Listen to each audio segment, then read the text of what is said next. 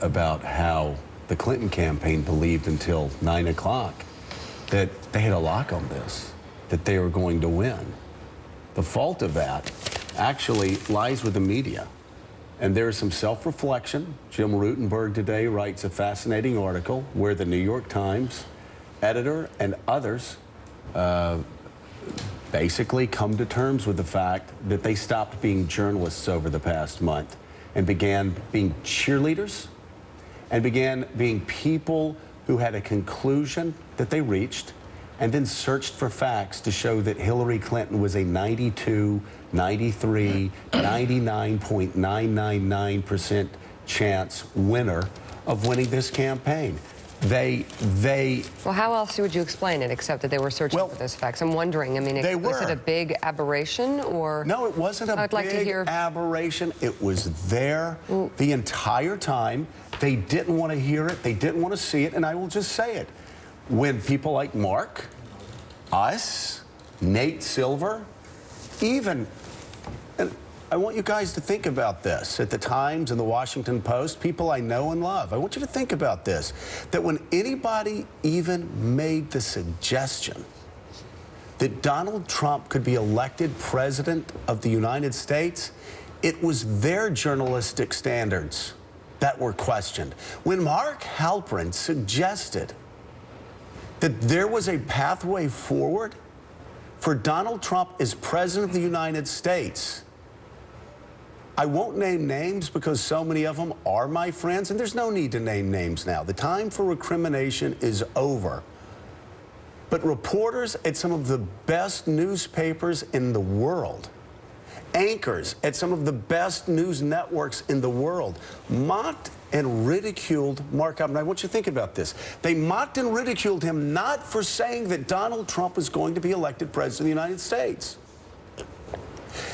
They mocked and ridiculed him for saying there was a slight chance that Donald Trump could be elected president of the United States. Now, if your job, you thought, and Jim Rutenberg did say back in August, the New York Times job and journalist's job now was to defeat Donald Trump. That was the editor of the New York Times confirmed that. If you really think that's your job, think about this. Think about what you did. You were trying to help Hillary Clinton defeat Donald Trump because you thought Donald Trump would be such a malignant cancer on our constitutional republic. But you did two things.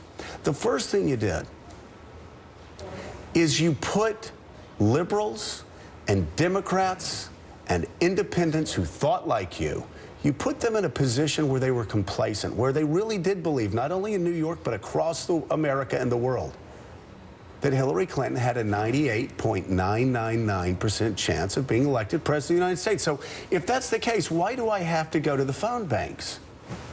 Why do I have to knock on doors? Why do I have to go out of my house at 7 o'clock at night and get in my car and drive 2 blocks over and talk to a friend who's wavering and sit down and explain to them why Hillary Clinton would be best for the... I don't need to do that. Why do I have to vote? You've told me she's got a 98.99% chance of winning, or a 90% chance of winning if we're talking about the upshot. Poor Nate Silver got slammed for saying she had a 70% chance of winning. You understand that? That's the first thing you did. The second thing you did, which I think you're beginning to understand now from reading Jim Rutenberg's really good penetrating article, is you completely ignored the world, the elite cluster that you don't know. You had a complete blind spot, and you wanted to keep it that way. It was much easier for you to stay in Manhattan and say, you know what, they're only voting for Trump because they're racist and bigots. There's no way he can win because they're all just racist and bigots. Well, if you really do believe that, then you believe that 50 million people in America are racist and bigots. And if you really do believe that, then I take pity on you. You still don't understand what Michael Moore, yes? What Michael Moore understands. America is hurting. Economically, middle America is hurting. Read J.D. Vance's book if you don't understand what's going on out there. You don't understand what's going on. And let's face it, I don't understand what's going on out there. But you know what Mark and I did that you didn't do? You know what Mika did that you didn't do? We actually talked to people in Middle America. And they told us they were hurting, and they told us why they were voting for Trump. Mark, my God, Mark, you were with Donald Trump's campaign for the last, what, 72, 96 hours? And you saw crowds in Michigan and these other states, Wisconsin, I mean, Minnesota, crowds that you've never seen before. Yeah, Sunday on a Circus, we're going to have the tour. Mark McKinnon and I covered Donald Trump for the last 3 days and talked to a lot of voters. And I think you hear those voices, as we heard all year when we traveled and actually talked to people supporting Trump. You said a lot of things I want to respond to. I just want to say one thing. I love the New York Times. I think it's a great institution. By the way, I need to say this. Point of personal privilege. I love the New York Times. And I read it every day. I've said this time and time again. I have the greatest respect for the reporters over there. I don't know what I'd do. And I know a lot of conservatives are going to, I don't know what I would do without the New York Times. It's how I gauge. It's not just the New York Times. I agree, but I love the Washington Post. No, but look at the headline. Look at the headline of this story. Look at the headline. Look at the headline of this story. This is the day after look at it. A surprising underdog sweeping victory. And their headline is not disaffected Americans have a champion going to the White House or the country votes for fundamental change. The headline's about how disappointed the friends of the people who run the New York Times are about what's happened. I mean, it's amazing. Democrats, students, it's amazing to me that this is the headline of the New York Times. Face the reality of and Trump. not picking on the Times, but it's a great example. Look at this. Look at this. Right. This is staggering. It really is. Mark. I mean, it's the onion. This shows that the editors of the New York Times, who I have the greatest respect for them, they don't get it. This is actually about them. A Saturday Night Live skit. You went to a cocktail party the night before, and you decided to write this. It's, you know, when I thought Trump had a chance to lose, which I did, but I thought he had a chance to win it, I said to liberals, he's going to get 42 million votes. 42 million people are going to vote for him. What are they voting for? And this is their headline.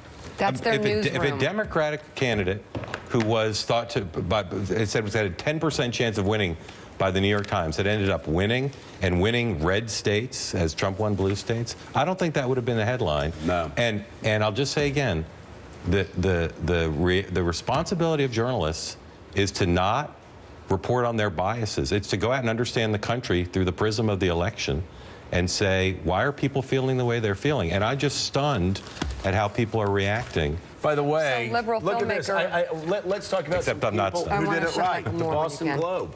They did it right. It was a seismic shift. Now listen, we're all saying that we thought Trump could have won. We're just as shocked as you that he won the way he did. So nobody's sitting here saying we had a crystal ball.